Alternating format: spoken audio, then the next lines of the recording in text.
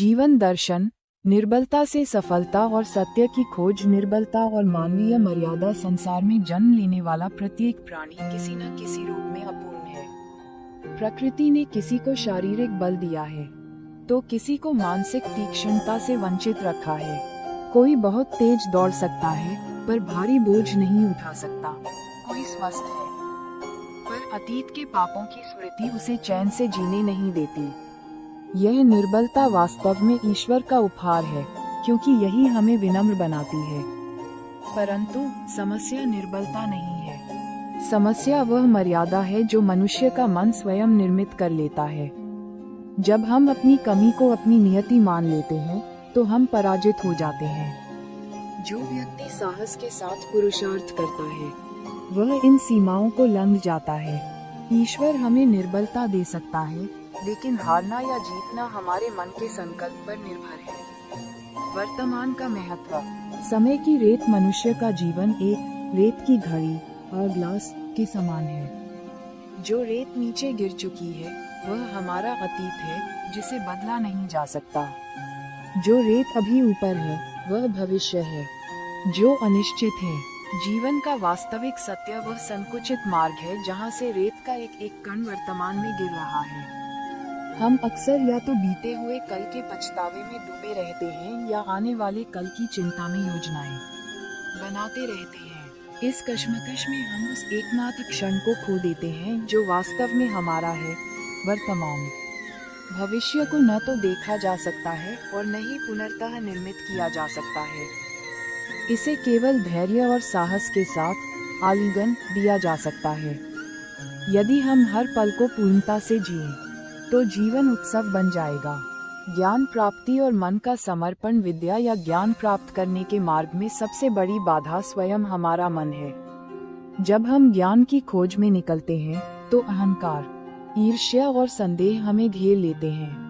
दूसरे विद्यार्थी की प्रगति देखकर ईर्ष्या होना या गुरु के दंड को अपमान समझना, ये सब मन की रुग्ण अवस्थाएं हैं। प्राचीन कथाओं में गुरु दत्तात्रेय का उदाहरण मिलता है, जिन्होंने प्रकृति के 24 तत्वों से ज्ञान प्राप्त किया। उन्होंने ये सिद्ध किया कि ज्ञान के लिए केवल गुरु का होना पर्याप्त नहीं है, बल्कि शिष्य के भीतर समर्पण का होना अनिवार्य है। समर्पण अहंकार का नाश करता है और मन को एकाग्र करता है। जब मन समर्पित होता है तभी वह ज्ञान को आत्मसात करने योग्य बनता है। धर्म संकट और निर्णय की शक्ति। जीवन के मार्ग पर चलते हुए कई बार ऐसे मोड़ आते हैं जहां हमें धर्म संकट का सामना करना पड़ता है। यह वह क्षण है जहां स्वार्थ और कर्तव्य के बीच युद्ध छिड़ जाता है।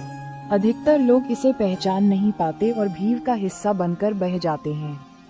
वास्तव में धर्म संकट ईश्वर के निकट जाने का एक अवसर है। जब हम कठिन समय में भी धर्म का मार्ग चुनते हैं तो भले ही अस्थायी रूप से हमें कष्ट मिले, लेकिन हमारी आत्मा समृद्ध होती है। निर्णय लेते समय यदि मन व्याकुल है तो वह निर्णय भविष्य में दुखों का कारण बनता है।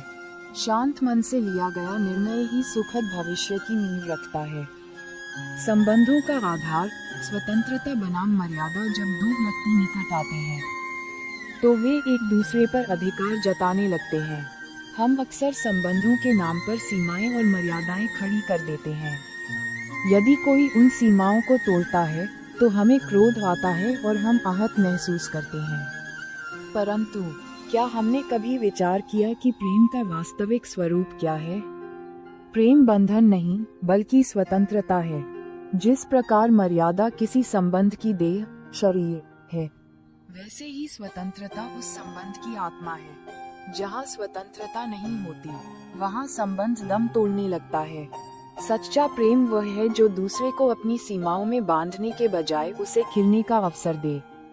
सत्य और निर्भयता। सत्य बोलना केवल तथ्यों को प्रकट करना नहीं है। कई बार हम सत्य जानते हैं लेकिन दूसरों की भावनाओं को ठेस पहुंचने के डर से या स्वयं के नुकसान के भय से उसे छिपा लेते हैं। सत्य कुछ और नहीं बल्कि निर्भयता का दूसरा नाम है। निर्भय होना आत्मा का स्वभाव है।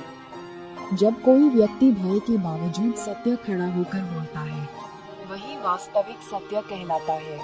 सत्य को छिपाना भविष्य में एक बड़ी विपत्ति को निमंत्रण देना है, क्योंकि समय की आंधी एक न एक दिन असत्य के मेघों को हटा ही देती है। श्रेष्ठता बनाम उत्तमता आज की दुनिया स्पर्धा, कंपटीशन की दुनिया है। हर कोई दूसरे से श्रेष्ठ बनना चाहता है, लेकिन श्रेष्ठता एक तुलनात्मक शब्द है। आप आज किसी से बेहतर हैं, कल कोई और आपसे बेहतर होगा। यह अंतहीन दौड़ असंतोष और पीड़ा को जन्म देती है। इसके विपरीत उत्तम बनने का प्रयास करना चाहिए। उत्तम बनने का अर्थ है अपनी पूरी क्षमता को प्राप्त करना। ये किसी दूसरे को हराने के लिए नहीं, बल्कि अपनी आत्मा की तृप्ति के लिए है। जो श्रेष्ठ बनने की दौड़ में है, वह तनाव में रहता है, लेकिन जो उत्तम बनने के मार्ग पर है, वह शांति और संतोष का अनुभव करता है। संघर्ष शक्ति के जन्म का कारण हम संकटों से डरते हैं, लेकिन संकट ही वह अग्नि है जिसमें तपकर मनुष्य कुंदन सोना बनता है। प्रत्येक संघर्ष हमें पहले से अधिक शक्तिशाली और आत्मविश्वास से भरा हुआ बनाता है। जिस प्रकार व्यायाम करने से शरीर की मांसपेशियों का विकास होता है, उसी प्रकार जीवन के संघर्षों से हमारी आंतरिक शक्ति बढ़ती है। संकट हमें बदलने का, अपने विचारों को ऊंचा उठाने का और अपनी आत्मा को बलवान बनाने का एक अवसर है।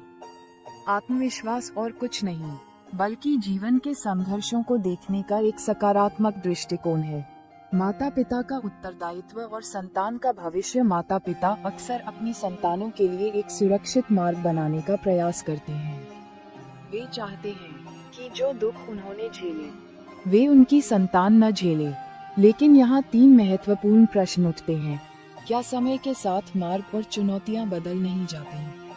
क्या प्रत्येक संतान अपने माता पिता की हुबहू छवि होती है? क्या चुनौतियों से दूर रखना संतान को कमजोर बनाना नहीं है?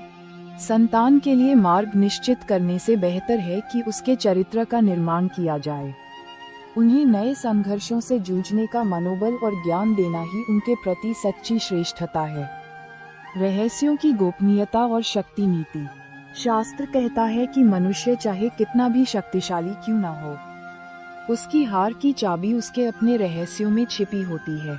रावण अत्यंत विद्वान और शक्तिशाली था, लेकिन उसके अमृत कुंड का रहस्य विभीषण को पता था, जो उसकी मृत्यु का कारण बना। अतः अपने रहस्यों को स्वयं तक सीमित रखना ही बुद्धिमानी है। समय पड़ने पर मित्र कब शत्रु बन जाए, ये कहना कठिन है। अपनी शक्ति को बनाए रखने के लिए अपनी योजनाओं और रहस्यों को गुप्त रखना अनिवार्य है। सफलता, असफलता और दृष्टिकोण। सफलता हमें खुशी देती है और असफलता हमें दुख के सागर में डुबो देती है। लेकिन सफलता और असफलता केवल मन की अवस्थाएं हैं। एक छोटा सा बीज जब मिट्टी में दबता है, तो वह उसकी असफलता नहीं, बल्कि एक विशाल बरगद बनने की प्रक्रिया का हिस्सा है। असफलता का अर्थ यह नहीं कि आप हार गए। इसका अर्थ केवल ये है कि अभी प्रयास और अनुभव की आवश्यकता है। जीवन में प्रतिक्रिया, रिएक्शन का बहुत महत्व है। जैसे बिल्ली द्वारा रास्ता काटने पर एक व्यापारी डरकर घर लौट गया और अपना नुकसान कर बैठा, जबकि दूसरा आगे बढ़ा और सफल हुआ। घटना एक ही थी, पर प्रतिक्रिया ने भविष्य बदल दिया। वाणी की मधुरता और व्यवहार। मनुष्य अपने वचनों से ही समाज में सम्मान पाता है और वचनों से ही गिरता है। कड़वी वाणी सफलता के द्वार बंद कर देती है, जबकि मधुर वाणी कठिन से कठिन मार्ग को सरल बना देती है। गोकुल के उस व्यापारी की तरह, जिसकी मीठी बोली ने उसे पूरे मथुरा में प्रसिद्ध कर दिया। हमें भी अपने व्यवहार में सौम्यता लानी चाहिए। मौन और दमन। शक्तिशाली के सामने मौन रहना कभी कभी विवाद को टाल सकता है, लेकिन यह मौन अनजाने में अन्याय का समर्थन भी बन जाता है। यदि हम भय के कारण चुप हैं, तो हम सामने वाले को और अधिक शक्तिशाली और दमनकारी बनने का अवसर दे रहे हैं। अपने मन से भय निकालें और जहां आवश्यक हो, वहां अपनी आवाज उठाएं। निष्कर्ष, जीवन एक निरंतर चलने वाली परीक्षा है, जहां नकल करने वाला कभी सफल नहीं होता। यहाँ हर व्यक्ति का प्रश्न पत्र अलग है और हर किसी को अपने अनुभव, साहस और सत्य के आधार पर उत्तर लिखने होते हैं। चाहे वह संबंधों की स्वतंत्रता हो, ज्ञान के प्रति समर्पण हो या वर्तमान में जीने की कला, इन सब का मूल मंत्र है स्वयं पर विश्वास और धर्म का मार्ग। जब हम अपनी निर्बलताओं को स्वीकार कर पुरुषार्थ का मार्ग चुनते हैं, तो हम न केवल स्वयं का कल्याण करते हैं, बल्कि आने वाली पीढ़ियों के लिए एक प्रेरणा भी बनते हैं।